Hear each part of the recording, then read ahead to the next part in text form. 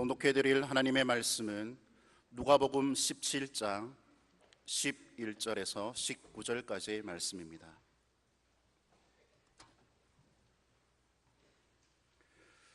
예수께서 예루살렘으로 가실 때 사마리아와 갈릴리 사이로 지나가시다가 한 마을에 들어가시니 나병 환자 10명이 예수를 만나 멀리 서서 소리를 높여 이르되 예수 선생님이여 우리를 불쌍히 여기소서 하거늘 보시고 이르시되 가서 제사장들에게 너희 몸을 보이라 하셨더니 그들이 가다가 깨끗함을 받은지라. 그 중에 한 사람이 자기가 나은 것을 보고 큰 소리로 하나님께 영광을 돌리며 돌아와 예수의 발 아래 엎드려 감사하니 그는 사마리아 사람이라. 예수께서 대답하여 이르시되 10사람이 다 깨끗함을 받지 아니하였느냐? 그 9은 어디에 있느냐? 이 이방인 외에는 하나님께 영광을 돌리러 돌아온 자가 없느냐 하시고 그에게 이르시되 일어나 가라, 내 믿음이 너를 구원하였느니라 하시더라. 아멘. 오늘은 맥주 감사절입니다. 구약의 3대 절기, 유월절, 맥주절, 그리고 수장절 가운데 한 절기에서 유래된 날이다, 이렇게 생각하면 되겠습니다. 히브리 원어로는 하카츠르, 거두어 수확하는 절기다, 그런 뜻을 가지고 있습니다. 곡물을 수확하게 하신 하나님께 드리는, 말하자면 추수감사의 한 절기죠. 보리와 모맥 추수 직후에 거행되는 유대인들의 전통 절기인 칠칠절과 관련을 갖는 날입니다. 그러니까 본격적인 추수를 시작하기 전에 곡식의 첫 이삭 한 단을 하나님께 바치는 날, 유월절 후 첫 안식일 그 다음 날, 초실절이죠. 이 초실절 절기 후에 50일째 되는 날, 이 날이 맥주절입니다. 이스라엘 백성들은 애굽을 벗어나서 광야 생활을 거쳐서 가나안 땅에 정착한 다음에 이 곡물 추수 감사제를 맥주절이라고 해서 하나의 절기로 삼았습니다. 애굽을 떠나 40년 동안 광야에서 방황할 때에 하나님이 도와주셔서 저들이 연명했지만은 이제 요단을 건너서 가나안 땅에 들어와서 비로소 씨를 뿌리고 곡식을 키우고 곡식을 추수할 때의 그 기쁨, 얼마나 대단했겠습니까? 그래서 이거는 전적인 하나님의 은혜다, 땅의 소산을 돌보신 하나님의 은혜에 감사한다, 이런 뜻이 들어 있습니다. 첫 열매를 하나님께 드리는 것은 그 땅의 진정한 주인이 하나님이시다는 신앙 고백과 같은 겁니다. 그렇죠? 우리도 마찬가지입니다. 우리 젊은이 여러분들, 첫 직장 일해서 한 달 일하고 첫 봉급, 이거 어디다 씁니까? 아이고, 내 그동안에 못했던 거 이것도 사고 저것도 사고 그렇습니까? 그렇게 하지 마시고 이것은 딱 구분해서 내 인생 앞으로 수십 년 갈 텐데 하나님께서 이 첫 수확을 주셨다. 그래서 제일 좋은 것은 그냥 통째로 한 푼도 빼지 말고 하나님 앞에 드리는 게 제일 좋고, 그게 좀 걸린다 하면 그 중에 11조는 물론 해야 되고 또 특별 감사로 하나님께 드리는 그런 의식이 있어야 돼요. 왜? 하나님이 이거를 가능케 하셨거든요. 여러분, 곡물 수확 하나님의 은혜 없이는 불가능한 겁니다. 그런데 이 절기가 유대의 전통적인 절기로 확고히 자리 잡은 것은 후일 솔로몬 시대죠. 역대하 12장에서 14장 보면 잘 나오는데, 솔로몬이 여호와의 단을 쌓고 그곳에 번제를 드리고 모세가 명한 규례대로 무교절 초막절과 함께 칠칠절, 즉 맥주절을 지켰다 그랬습니다. 유대 남자들이 이 날에 하나님께 드릴 예물을 가지고 예루살렘으로 막 올라갑니다. 그러면 이 제사장들과 레위인들이 그 예루살렘 경계까지 가 있다가 그분들을 영접해서 성전으로 인도합니다. 그리고 봉헌자들은 그들이 가져온 첫 열매를 드릴 때에 신명기 26장 3절에서 10절까지 말씀을 낭송했다 그럽니다. 이런 형태의 맥주절이 계속 내려오다가 이제 신약시대에 들어와서 이날 하나님께서 하늘로부터 하늘을 가르고 성령님 파송해 주셨잖아요. 성령 강림절이 됐습니다. 그래서 이 맥주절의 의미가 성령 강림절 때문에 점점 좀 약화됐어요. 그래서 미국은 맥주절 없어졌습니다. 유럽도 거의 찾아볼 수 없습니다. 그런데 한국 교회는 성령 강림주일은 영적인 의미지만은 이 한국 교회는 그래도 우리가 전반기 하나님께서 우리에게 주신 모든 생업에 필요한 것들을 돌봐주시고 공급해 주셨다 하는 뜻으로 7월 첫 주를 맥주 감사주일로 정하고 지키고 있는 것, 이것은 참 좋은 전통이요 또 하나님의 은혜라 생각을 합니다. 오늘 본문의 말씀을 통해서 우리가 감사 생활의 중요성을 살펴보겠습니다. 여러분 특별히 본문에 나오는 예수님의 모습에 포커스를 좀 갖추고 보시기를 바랍니다. 본문에 나오는 등장인물 가운데 10명의 나병 환자들이 있죠. 10명. 그런데 이 모두가 다 고침을 동시에 받았습니다. 놀라운 이적입니다. 그런데 그 자리에서 고침받은 것이 아니고 예수님에 의해서 제사장에게 가서 내 몸을 보이라. 제사장에게 가다가 중간에 고침받았어요. 그리고 고침받고는 9명은 너무 좋아가지고 아마 자기 집으로, 그동안에 성 밖에서 성 안에 들어오지도 못하고 있다가 너무 감사하고 기뻐서 자기 가정으로 집으로 막 이렇게 갔겠죠. 그런데 딱 한 사람, 사마리아 사람, 이방인 한 사람만 돌아와서 예수님 발 앞에 엎드렸습니다. 예수님의 반응이 이때 어땠습니까? 본문 17절 18절 보면 10사람이 다 깨끗함을 받지 아니하였느냐? 그 9은 어디 있느냐? 이 이방인 외에는 하나님께 영광을 돌리러 온 자가 없느냐? 예수님의 이 말씀 질문 형태입니다. 3번이나 세 문장이 10사람이 다 깨끗함 받지 않느냐? 9은 어디 갔느냐? 어찌 이방인만 돌아왔단 말이냐? 이게 무슨 마음입니까? 마음이 영 안 좋습니다. 주님이 이럴 수가 있나? 어떻게 감사하는 사람이 이렇게 없나? 이것은 주님의 마음이에요. 결국 오늘 우리에게 주시는 주님의 말씀이기도 한 겁니다. 그리고 돌아온 사마리아에게 큰 축복을 선포하시죠. 일어나 가라, 내 믿음이 너를 구원하였느니라. 감사할 줄 모르는 9명은 육체의 치유는 받았습니다. 그러나 그것으로 끝입니다. 하지만 돌아온 사마리아인은 어떻게 됐습니까? 육체 치유는 물론이고 영혼의 구원까지도 받은 것입니다. 할렐루야. 감사가 그렇게 중요한 거예요. 오늘 이 맥주 감사절에 우리의 감사의 자세를 좀 돌아봐야 되겠습니다. 근데 문제는 뭐냐면 이 감사를 아무나 할 수 있는 것이 아니라는 거예요. 감사도 능력이 있어야 합니다. 뭐 내가 좀 기쁜 일을 받고 뭐 은혜 받고 하면 감사하지, 천만에요. 감사 안 돼요. 해도 그냥 입술 수준입니다. 진심으로 우러나오는 감사, 이것은 특별한 이 사마리아 사람을 쳐다보면 이런 감사가 나오는 특별한 이유가 있다 그 말이에요. 그걸 좀 생각하겠습니다. 어떻게 감사할 수 있는가? 어떤 사람이 하나님 앞에 진심으로 감사할 수 있나? 사마리아 사람을 통해서 보입니다. 첫째는 받은 은혜의 가치를 깨달았죠. 자기가 받은 은혜의 가치를 확실하게 깨달은 사람이 감사할 수 있어요. 15절, 그 중에 한 사람이 자기가 낳은 것을 보고 큰 소리로 하나님께 영광을 돌리며 돌아와 예수의 발 아래 엎드려 감사하니, 자기가 낳은 것을 보고 먼저 큰 소리로 하나님께 영광을 돌리지 않습니까? 자신이 받은 은혜의 진정한 가치를 깨달은 사람입니다. 감사는 받은 은혜가 얼마나 가치가 있는가 하는 것을 확실히 깨달은 사람이 드릴 수 있는 겁니다. 감사. 이 본문의 사건은 예수님 공생의 말기에 이제 예루살렘에 향하여 가시기 전에 마지막 순회 전도 기간에 행해진 일입니다.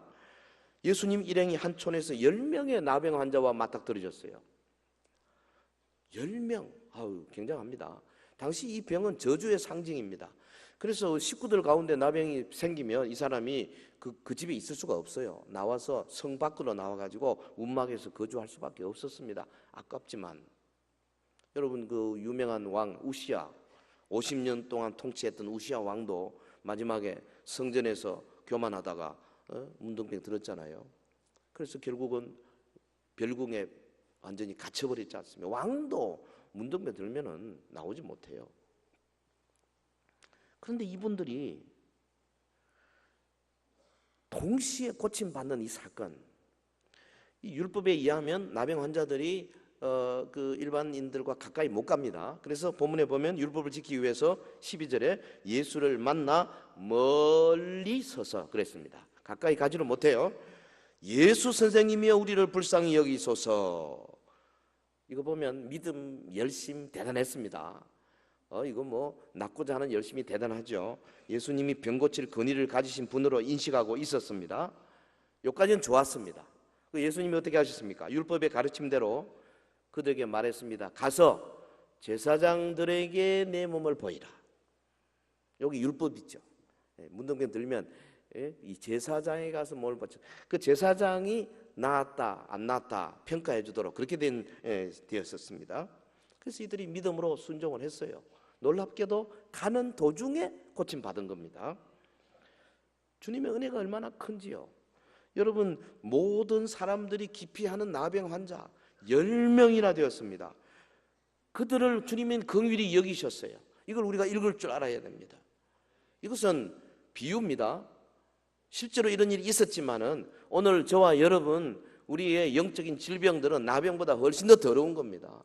우리를 향해서 긍휼히 여기는 주님의 음성, 주님의 그 눈망울을 기억하시길 주의 이름으로 축원합니다. 주님은 우리를 긍휼히 여기십니다. 고쳐주기를 원하십니다. 가서 제사장에 보이라. 딱 주님 보관이 있죠. 보이라. 그러면서 중간에 고쳐줄 생각을 하신 거예요. 그런데 문제는 뭐냐면 그렇게 다 고침 받았는데 돌아와서 살해한 자가 한 사람밖에 없었어요. 이 사람이 어떤 사람이냐? 자기가 받은 은혜가 엄청나게 크다 하는 것을 깨달은 사람이죠. 다른 사람들도 물론 기뻤겠죠. 얼마나 좋았겠습니까? 그러나 그 깨달음 정도가 다른 겁니다. 기뻐했지만은 그들은 자기 가족들을 만나러 먼저 갔습니다. 하지만은 이 사마리아 사람은 이토록 큰 은혜를 주신 주님, 다른 어떤 것보다도 내가 주님을 찾아가야지 하고는 다시 돌아오지 않습니까? 여러분 받은 은혜의 가치를 깨달은 사람만이 진정한 감사를 드릴 수 있어요. 여기 진정한 감사란 말은 예수님이 인정하는 감사라는 말이에요. 우리의 립서비스 말고요. 아이고 감사합니다, 감사합니다 이 정도가 아닙니다. 우리의 온 피부로 주 앞에 철저하게 감사할 때 하나님께서 인정하는 감사. 그건 어떤 사람이 들을 수 있느냐? 내가 받은 은혜가 엄청난 가치가 있다는 것을 뼈저리게 느끼는 사람만이 감사할 수가 있어요. 우리가 얼마나 피상적으로 예수 믿는지 모릅니다. 그러니까 뭐 은혜 받았다, 구원 받았다, 천국 간다 해도 천국 갈 자신 있습니까? 아멘 해놔놓고도 그게 별로 기쁘지도 않고 감사하지도 않아. 그리고 조금만 기분 나쁜 게 있으면 성질 팍 내고. 이게 우리 아니에요. 무슨 감사가 이런 감사가 있어요? 여러분 내가 구원받았다, 내가 하나님으로부터 고침받았다, 아주 나병보다 더 무서운 질병으로부터 노임받았다는 것을 확실히 깨달으면 어지간한 거 할 일 많고 해도요 최우선적으로 주님께로 돌아와서 그 앞에 꿇어 엎드리는 이것보다 더 귀한 게 없죠. 믿습니까? 아무나 쉽게 감사할 수 있는 것이 아닙니다. 자신이 받은 은혜의 진정한 가치를 깨달은 사람 아니고는 감사하라고 아무리 해도요 끼게 봐야 그냥 입술로 좀 몇 마디 할 뿐이지 진심으로 우러나오는 감사는 되지를 않는 겁니다. 우리 인간들은요, 평소에 하나님의 은혜 잘 느끼지 못하다가 뭐 막상 어려운 일을 만날 때 그때 깨닫는 경우가 참 많잖아요. 뭐 세상살이가 다 그렇습니다. 물이 중요하고 공기가 중요하고 건강도 중요하고 다 중요한 줄 알지요. 그러나 보통 때 뭐 그것 때문에 그렇게 감사합니까? 예? 물, 의뢰인이 뭐 있는 거죠. 공기, 건강. 젊은 사람들은, 우리 중고등학생들은 건강 때문에 별로 뭐 걱정 안 하잖아. 아침에 일어나면 눈 뜨자마자 후다닥 일어나가지고 세수 다닥 하고 막 이러지. 이 50, 60, 70, 80 되신 분들 물어봐요. 아침에 일어나면 발가락부터 시작해서 꼼짝꼼짝. 아이고 여기도 아프고 저기도 아프고 눈도 끄뭇끄뭇하고 한참 허리 아프고 돌리고 뭐 운동도 많이 해야 돼. 준비해야 돼. 이래야 뭐 한두 시간 지나야 좀엔 뭐 이래. 젊은 사람들 보고 건강 이야기하면 아무 감사가 없어요. 근데 좀 아파봐야 이게 감사가 생기거든요. 여러분 가뭄이 아주 계속 얼마 전까지 가뭄, 이제 뭐 장마 때문에 가뭄이 해결이 되겠습니다만은 눈이 쩍쩍 갈라지고 말이죠. 그래서 뭐 저수지가 다 말라버리고 이래야 비가 중요하다. 하나님이 이번에 비 주시면 그 비는 돈으로 환산하면 수십조는 되겠다. 그런 말들 하잖아요. 공기, 요새 매연 때문에 도시 한복판에 있다가 저 시골에 가서 산 위에 올라가서 딱 서보면 공기 좋다. 새삼 느끼지 않습니까? 하나님의 보편적인 은혜는요 엄청납니다. 이 땅에서 우리가 누리는 거 보면 사실 제일 좋은 것은 다 공짜입니다. 무상이에요. 요즘은 물을 사 먹습니다만은 그게 원래 그게 비정상이에요. 우리가 잘못해서 그런 거지. 공기도 무상이고 햇볕도 무상입니다. 여러분 햇볕을 만약에 시간당으로 계산해가 돈 내라 그러면 어떡하겠습니까? 우리나라만큼 해가 자주 쨍쨍 찌는 나라가 어디 있어요? 저 유럽이나 저 스칸디나비아, 영국 같은 데 맨날 안개 끼고 부실부실 비 오고 그 사람들은 그러니까 그 덴마크 사람, 스웨덴, 노르웨이 이런 사람들은 해를 못 보니까 해 하다 보니까 얼굴이 하얗게 되잖아요. 해를 못 보니까 이 머리가 이 사실은 인간의 머리는 까만 게 정상이에요.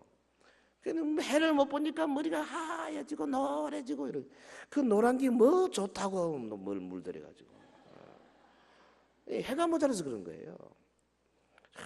하나님께서요 우리 얼마나 많은 것을 공짜로 주셨는지 몰라. 좀 감사 좀 많이 해야 돼. 따라합시다. 범사에 감사하라. 하나님은 선인과 악인에게 공히 비를 주시고 해를 주세요. 요게 참 아이고 악한 놈들은 해도 안 주고 막 비도 안 줘버리면 참 좋겠는데 악한 사람들이 뭐 저 레저 타운 같은 데 가보면 바닷가에서 해 더 많이 쐬고 앉았어. 이게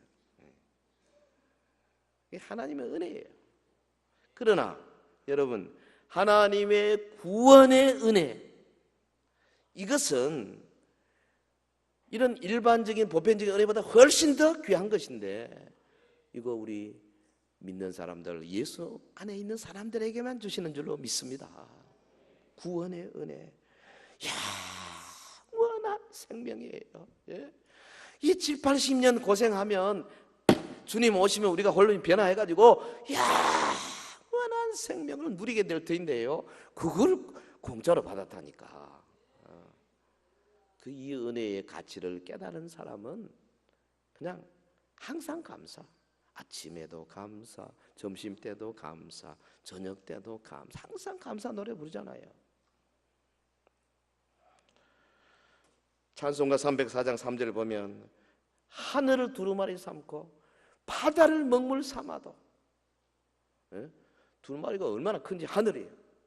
그리고 먹물 바다를 물을 전부 먹물로 그냥 붓을 가지고 먹물 찍어서 하늘에다가 막 감사 하나님의 사랑을 다 기록하는데 그 304장 그랬어요. 한없는 하나님의 사랑 다 기록할 수 없겠네.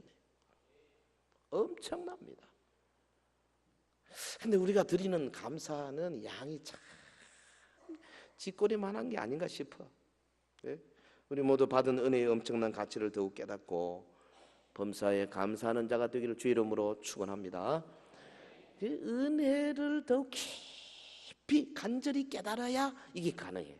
자, 두 번째는 뭐냐 하면 하나님이 받은 은혜가 가치가 있다는 거 깨닫고, 두 번째, 이 은혜 받은 내가 아무 가치 없는 자다, 무가치한 자다, 요걸 깨달아야 돼. 그래야 감사할 수 있어요. 자신의 무가치함을 깨닫는 사람만이 감사할 수 있어요. 이 사마리아 사람이 이 사람이에요. 16절, 예수의 발 아래 엎드려 감사하니 그는 사마리아 사람이라. 왜 발 앞에 엎드렸습니까? 자기가 얼마나 무가치한 자인지, 자기가 얼마나 보잘것없는 자인지, 아무짝에도 쓸모없는 자인데 나 같은 것을 이렇게 사랑해 주시고 이렇게 놀라운 이적을 행해 주시다니요. 그거죠. 좀 예수님 앞에 그냥 철저하게 겸손해진 거죠. 아마 그 마음속에 만감이 교차했을 겁니다. 그동안에 받았던 서름, 그동안에 유대인들로부터 받았던 서름도 많은데 이 나병 환자들끼리요, 성 밖에 나갔어도 거기도 유대인 나병 환자하고 사마리아 나병 환자하고 같이 못 섞여요. 사마리아 나병 환자는 그것을 또 쫓겨나가 딴 데 가야 돼. 자기는 철저하게 형편없는 가치 없는 사람인데 나를 구해 주시다니요. 진정한 감사는 이처럼 자신의 무가치함을 깨닫는 마음에서 우러나오는 하나님의 축복이에요. 이것도 여러분, 고마운 일 만났다고 해서 아무나 감사하는 것이 아닙니다.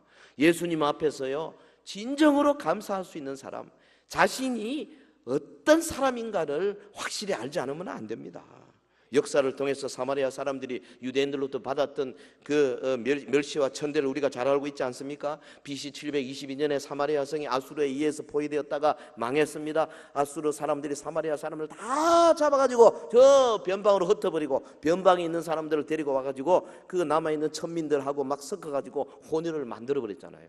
그로부터 유대 사람들은 사마리아 사람들 혼혈인들에 대해서 자기 나라 사람은 인정 안 했습니다. 이방인으로 인정했습니다. 개돼지 취급을 했습니다.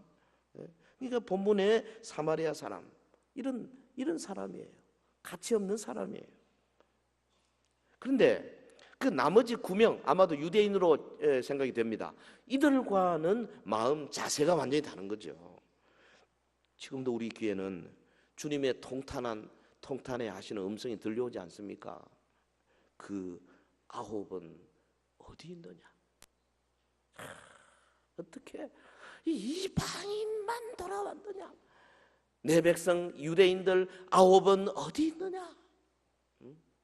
사랑하는 서연의 성도 여러분, 주님께서 여러분에게 베풀어 주신 거 한번 생각해 보세요. 하나님의 은혜가 얼마나 큰지, 그리고 우리 자신이 얼마나 보잘것없는 자였는지, 영적으로 보면 미물과 같은 자들이고 10번 100번이고 하나님의 말씀을 그냥 거역하고 얼마나 하나님의 그 은혜를 막 그냥 거부하고 도망치고 온갖 정말 여러 가지로 참 하나님 보시기에는 얼굴을 찡그릴 수밖에 없는 그런 사람 아닙니까? 그럼에도 불구하고 끊임없이 은혜를 베푸시고 마침내 독생자 예수 그리스도의 피값으로 우리를 사서 하나님의 자녀로 삼아 주셨지 않습니까? 그 9은 어디 있느냐? 왜 감사 안 하냐 말이지. 가정 주시고 자녀 주시고 건강 주시고 사업장 주시고 거기다가 말씀으로 은혜 받게 하시고 깨달음 주시고 교회에서 직분 주시고 직분에 걸맞는 은사들 주시고. 그런데요, 우리 참 감사가 참 보잘것없는 것 같더라고.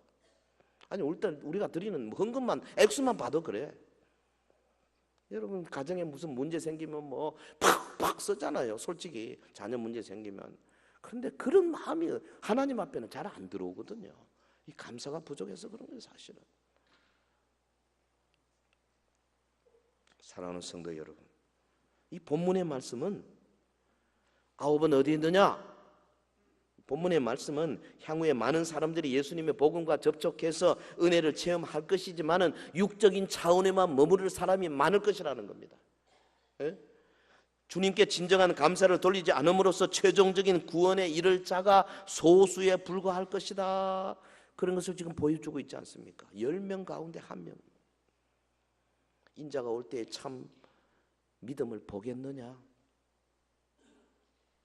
실로 이 세상에는 복음이 널리 전파될 것이지만은 예수님께 나와서 예수님과 인격적인 교제를 누리는 사람이 그렇게 많지 않은 것 같습니다.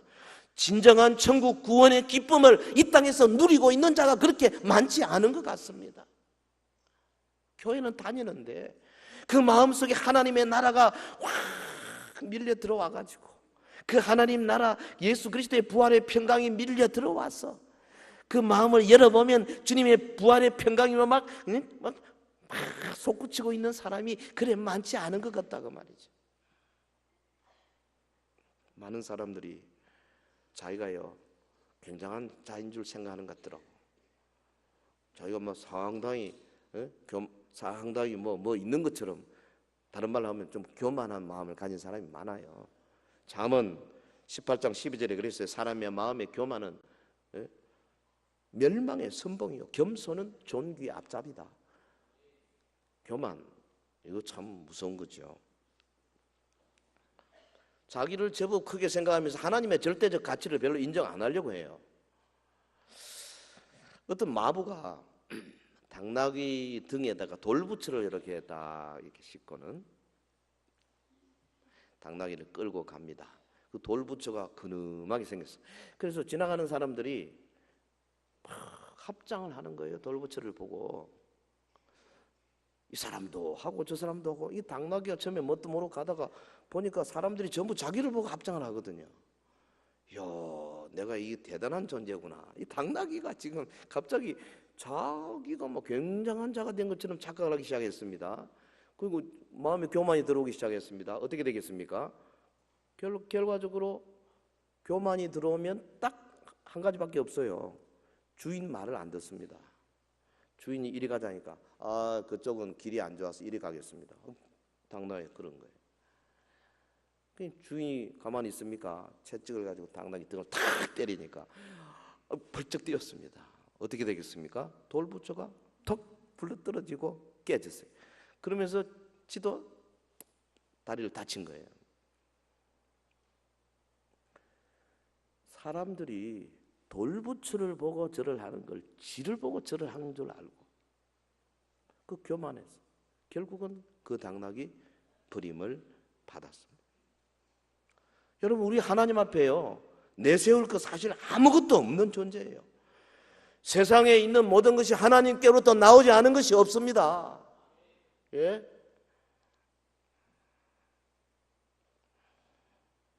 나 자신도 나의 부모도 다 하나님 주신 거예요. 처자식, 물과 대지와 공기와 햇볕과 이거 다 하나님 주신 겁니다. 내가 만든 거 아닙니다. 머리털 하나, 세포 하나 내가 만들 수 있는 게 없어요. 아니, 태어나는 시간 내가 못 정합니다. 내 삶의 기간, 죽을 날 내가 정할 수 없어요. 절대 자기 소유라고 주장할 만한 것은 하나도 없습니다. 왜냐하면 나올 때 응애하고 엄마 뱃속에서 나올 때 빈손으로 나왔잖아요. 그 짓게 없다는 이야기거든. 그런데 좀 몇십 년 살다 보니까 이것저것 생겼어요. 갖고 놉니다. 그러다 갈 때 어떻게 합니까? 그거 다 가지고 갑니까? 옛날 왕들은 가지고 가려고 무덤에다 막 넣었습니다. 지금 됩니까? 도굴꾼들이 와서 다 가져갑니다. 지금 아닙니다. 갈 때 한 평짜리만 들어놓아서 혼자 가는 거예요. 그러면 여기 갖고 놀던 게 누구 겁니까? 주님 겁니다. 할렐루야. 내 돈이 어디 있어요, 내 돈이. 근데 이걸 몰라요. 여러분, 사실 우리가 지금 쓰고 있는 거요 다 시한부입니다. 시한부예요. 할렐루야. 여러분 살고 있는 집들, 집장만에 기분 좋습니까? 시한부입니다. 죽고 나면 끝이라.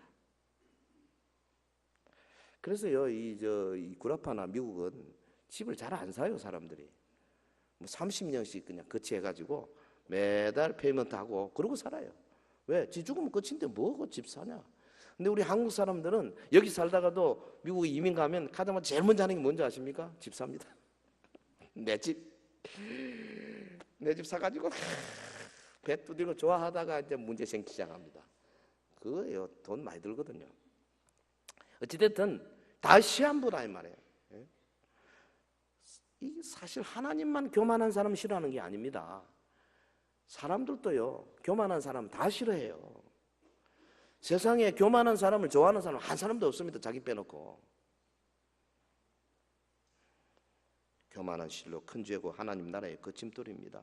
병들고 늙고 죽을 수밖에 없는 나의 한계와 무가치함을 깨닫는 사람만이 생명의 소중함을 알 수 있어요. 생명의 근원이신 하나님의 은혜를 알게 될 수 있어요. 그리고 그때 비로소 하나님께 눈물 흘리며 감사할 수 있는 겁니다. 할렐루야. 이 목사도요, 교만하기 쉬워요. 어느 목사님이 대중들 앞에서 설교를 했습니다. 그날따라 막 말이 잘 풀려 나온 거예요. 마음에 막 어이구 오늘 설교 막 대박이다, 우쭐해졌습니다.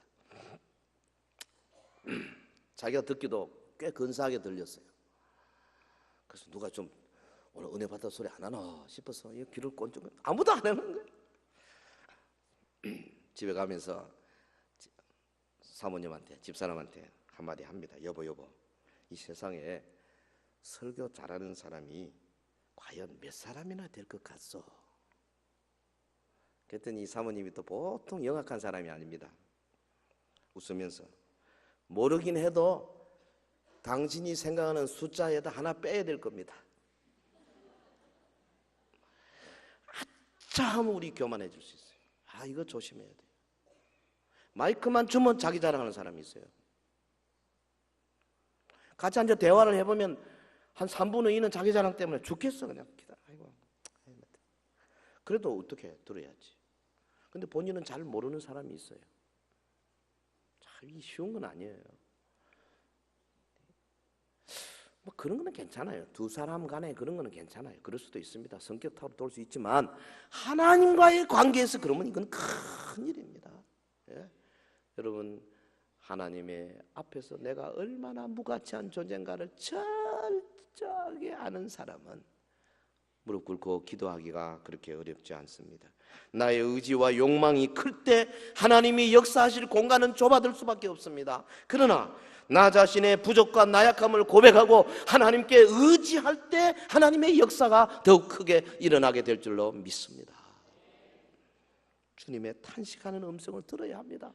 이 이방인 외에는 하나님께 영광을 돌리러 돌아온 자가 없느냐? 서연교회 성도들이여, 이 사람 외에는 돌아와 하나님께 영광을 돌리는 자가 없느냐? 이건 주님의 음성이요, 요때 성경 기록 때만 있는 게 아니에요. 지금도 계속 울리고 있지 않습니까? 왜? 그의 은혜가 오히려 더 크게 지금 이 종말의 시대에 우리에게 임하고 있기 때문에 그렇습니다.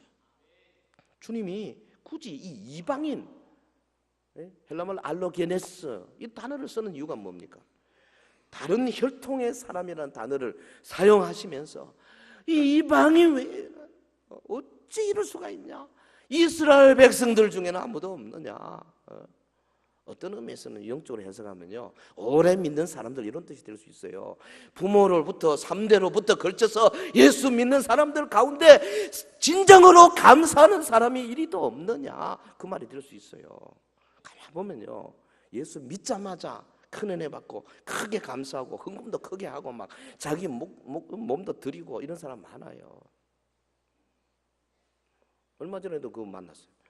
예수 은혜 받자마자 바로 자기 삶을 바쳐버려. 그래서 내가 24시간 주를 위해서 어떻게, 그래서 신학교 가가지고 예수 믿자 1년 만에 신학교 갔어. 그러고 나서는 근데 또 너무 목사가 빨리 되니까 그것도 문제 있긴 있어요. 기초가 없으니까 막 흔들리는 거예요. 하지만은 그 열심은 옆에서 보니까 너무 부러워요. 너무 부러워. 여러분 가운데요, 참 이북이 탁 문을 열고 휴전선이 열리면 그냥 바로 올라가서 복음을 전하기 위해서 북한 전도자로 나설 분 좀 있으면 좋겠어요.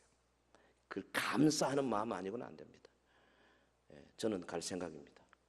가실 분 있으면 저한테 살금은 이야기하시오. 제가 명단 올려놓을게. 그리고 물질로 하실 분 있으면 이야기하십시오. 그래서 몸으로 가서 전도할 사람, 그 다음에 막 집이나 팔아가지고 막 그 교회 세울 사람, 이 두 종류 사람이 필요해요. 지금 북한이 얼마 가겠어요? 저거 5년? 글쎄요, 10년은 안 갈 겁니다. 얼마 안 갈 거예요. 그럼 지금 열리면 우리 교회는 지금 준비가 별로 안 돼 있어요. 제가 엊그제 막 울면서 기도하다가 이거 해야 되겠다 그렇게 생각했습니다. 왜? 하나님이 주신 은혜가 이렇게 큰데 우리가 이러고 있을 수 있나? 응? 세 번째, 어떤 사람이 하나님께 진심으로 감사할 수 있느냐? 하나님의 은혜가 지극히 높다, 지극히 크다. 그러나 나는 아무 가치가 없는 자다. 세 번째, 그 가치 없는 나를 위해서 하나님께서 베풀어 주신 수고와 희생, 이것을 깊이 깨닫는 사람이 감사할 수가 있어요. 마음 깊은 곳에서 감사가 우러나온 사람은 바로 이겁니다. 하나님이 하신 그 일, 구원의 역사가 어떠한가? 그래서 여러분 십자가와 갈보리와 예수님의 고난과 이것을 묵상을 많이 해야 되는 겁니다. 하나님의 은혜의 가치를 아는 자, 자신의 무가치한 존재임을 깨닫는 자, 그거에서 한 걸음 더 나가서 주님이 나를 위하여 하셨던 그 모든 수고와 희생이 얼마나 위대한가를 바라볼 때 내 온 삶을 통해서 나는 감사할 수가 있는 겁니다. 여러분, 자식은요 키워봐야 부모의 자식을 키워봐야 부모의 은혜를 안다, 그런 말이 있잖아요. 우리가 어릴 때는 내가 효도하는 사람 같고, 나는 엄마 아빠한테 나는 정말로 진짜로 눈물도 안 빼고 나는 참 착한 아들, 이렇게 저도 생각했었습니다. 그런데 이제 결혼하고 애를 키워보니까 이게 좀 달라져. 저희 딸애가 지금 손녀 둘 데리고 지금 아마 유아반, 유치반에 가 있었는데, 이놈도 그렇더라고. 결혼하기 전에는 보니까 아빠가 말을 해도 잘 안 통해. 근데 애 낳고 고생하고 하니까는 이게 좀 많이 달라져요. 여러분, 자녀를 낳아봐야 부모 심정을 안다는 게 이게 맞는 이야기예요.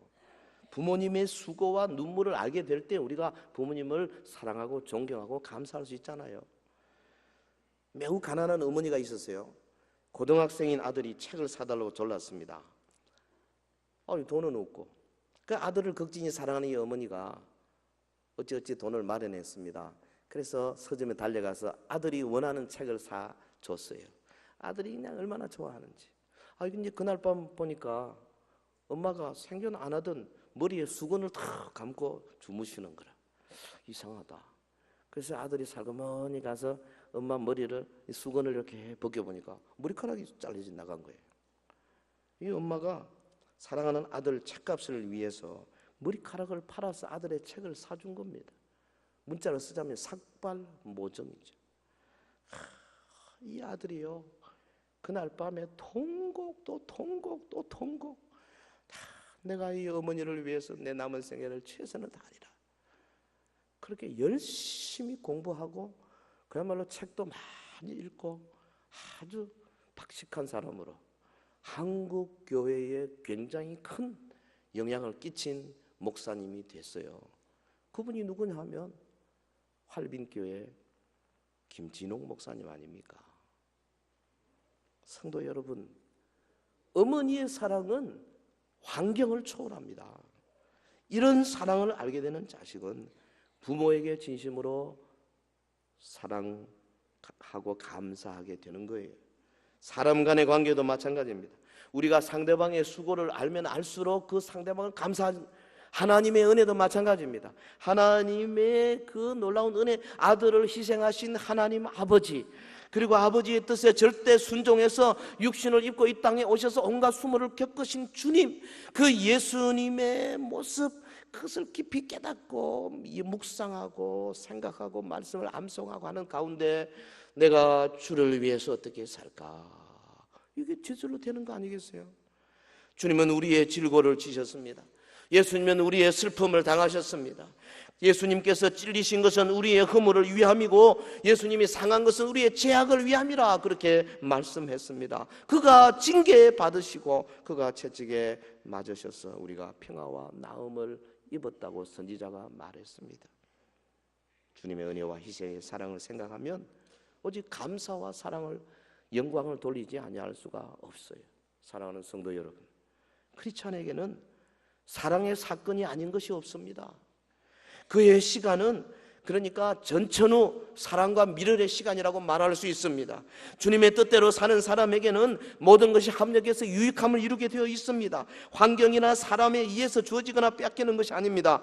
그런 것과 상관없이 우리의 마음속에서 샘솟는 기쁨. 종은 울릴 때까지 종이 아닙니다. 노래는 부를 때까지 노래가 아니잖아요. 사랑은 사랑을 실천에 옮길 때까지 사랑이 아닙니다. 축복은 감사할 때까지 축복이 될 수가 없습니다. 그리스도인은 하나님의 엄청난 은혜를 받은 자, 지금도 끊임없이 그 은혜를 누리고 있는 자입니다. 함께 모여 예배하고 교제하고 교회로 모이고 성도들과 구역을 이루고 서로 기도 제목 나누고 예배 시간에 말씀을 통해서 내 마음에 새로운 각오와 결심을 갖게 되고 막 목이 터져라 기도할 수 있게 되고 찬송할 수 있고 이런 게 다 은혜예요. 여기 지금 천국을 연습하는 겁니다. 할렐루야. 주일날 잠깐 교회 왔다 예배 받다 가는 게 아니라 그 말이에요. 우리의 24시간 일주일 365일 전체가 하나님 나라 삶을 사는 겁니다. 은혜입니다. 은혜입니다. 은혜입니다. 감사해 감사하라. 장차 우리에게 영원한 나라를 상속시켜 주실 주님, 지금도 우리에게 오셔서 우리를 인도하시며 보호하시는 성령님, 그분의 도우심이 매 순간순간 있지 않습니까? 학생 여러분들요, 대학 공부할 때 성령의 도움을 받아야 해요. 그러면요 잃어버렸던 기억력도 다시 돌아오는 놀라운 역사가 막 있어. 성령님은 못하시는 게 없어요. 이 땅에 살면서 하나님의 은혜를 마음껏 누리고 가야지. 그냥 이슬비 오는 거 좀 이렇게 마시고 가겠어요? 좀 여름 소나기처럼 확 쏟아지는 그 은혜의 폭포수를 거기에서 막 그냥 솟고 뛰고 해야지. 이런 은혜를 깨달아 아는 그리스도인은 감사의 능력을 소유한 자입니다. 근데 그 놀랍게도 은혜는 주시고 그 은혜에 대해서 감사하고 또 감사를 많이 하면 또 더 큰 은혜를 주시고 감사하고 더 큰 은혜를 주시고 이게 같이 가는 거예요. 저와 여러분 감사의 달인이 되기를 주의 이름으로 축원합니다.